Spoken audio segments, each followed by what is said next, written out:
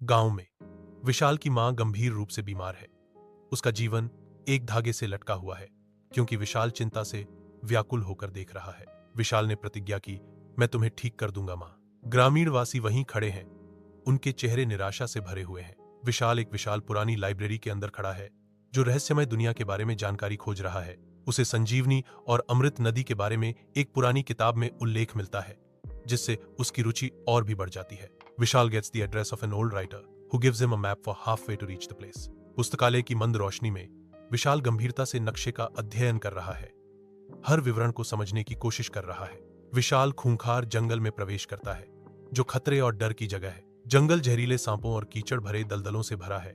हवा खतरे से भरी है। हमें हार नहीं माननी है बादल।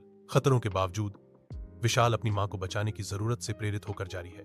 एक गुफा में फिसलने के बाद वह खुद को एक विशाल रहस्यमय दुनिया में पाता है। उसके सामने एक सुनहरी नदी बहती है, जो अमृत और विशाल मगरमच्छों से भरी है। वह अमृत जल पीता है और शक्ति और आत्मविश्वास से भर जाता है। वह अपने घोड़े को अमृत जल पिलाता है, जो तुरंत ठीक हो जाता है। विशाल गांव में दौड़ता है। उसके हाथों में कीमती अमृत जल है, जो निराशा के खिलाफ आशा की किरण है। कांपते हाथों से विशाल अपनी मां को पीने में मदद करता है।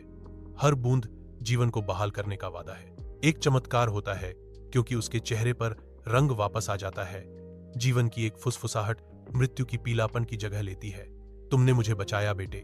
गांव वाले असंभव को देखते हैं।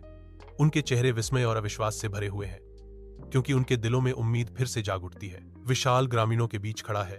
उसका चेहरा एक रहस्य के भार से उकेरा हुआ है। वह अपनी मां के ठीक होने की खबर साझा करता है और इसका श्रेय पास में पाई जाने वाली एक दुर्लभ जड़ी बूटी को देता है। विशाल एक नैतिक दुविधा में फंसा है। क्या उसे दूसरों को उस रहस्यमय दुनिया के बारे में बताना चाहिए ताकि वे भी अपनी बीमारियों को ठीक कर सकें, या उसे उस अद्भुत रहस्य को केवल अपनी मां के लिए रखना चाहिए?